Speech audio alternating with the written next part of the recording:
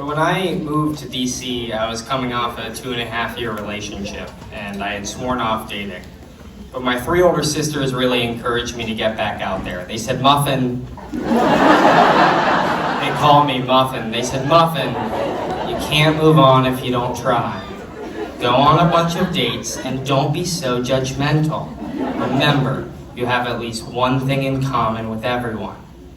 So I downloaded a few dating apps, and my ex, while I loved her, was kind of pessimistic, glass half empty, so I was looking for an optimist. I went on a date with the first person I matched with, and after showing up 45 minutes late, she sat down, and the first words out of her mouth were not an apology for being late, or an introduction. No, the first thing she said was, "So you're a Jew."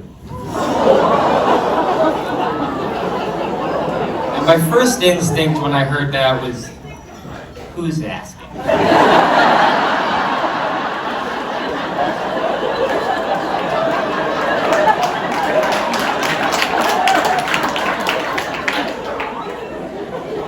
But I reluctantly said, yes, I am. She said, that's like one God, right? I said, yeah, it's a monotheistic religion. I mean, the app says you're Catholic. It's pretty much the same thing. She said, interesting. I don't usually date Jewish men. I was like, me neither. You have at least one thing in common with everyone. About 30 minutes into our date, she insisted we go over and play darts. And there were 4 darts stuck in the board, so I went to take them out. And that's when a 5th flew past my ear and hit the outer board.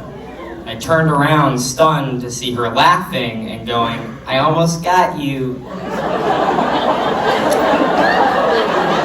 Which is when I thought maybe I should have hid the Jew thing.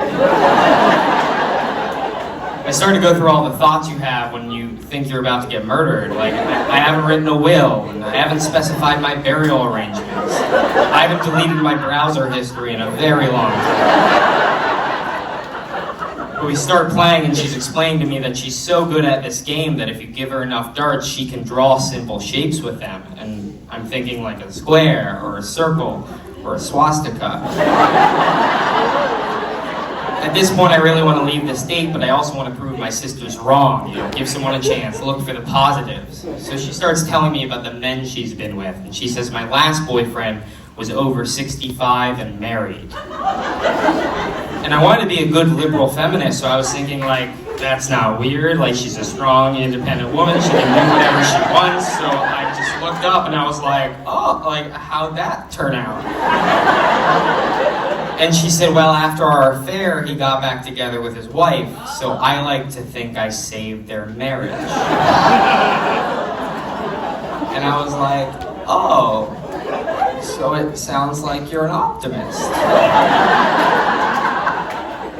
After darts, we moved to pool, and as I was leaning over to shoot my first shot, she came over and whispered in my ear, what's your favorite sex position?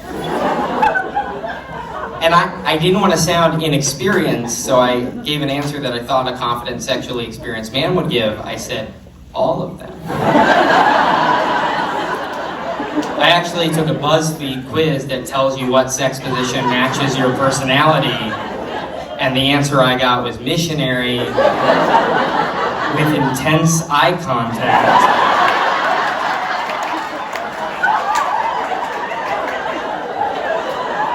While listening to Coldplay. I'm not proud of it, okay?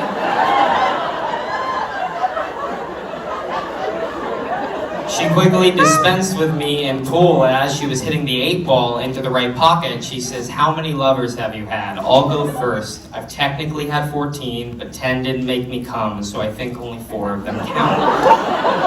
How many women have you satisfied?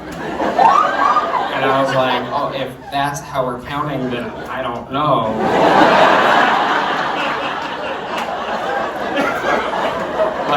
I think 1, but like she was a theater major, so I can't.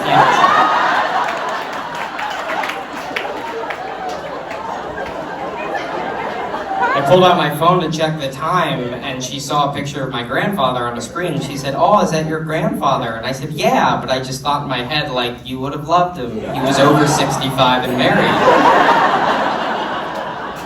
At the end of the date, she said, "You know, the app also says you do stand-up comedy." I almost canceled the date when I saw that. And I said, "Really? Why?" And she said, "Because I thought I'd do something weird and you'd make jokes about it on stage."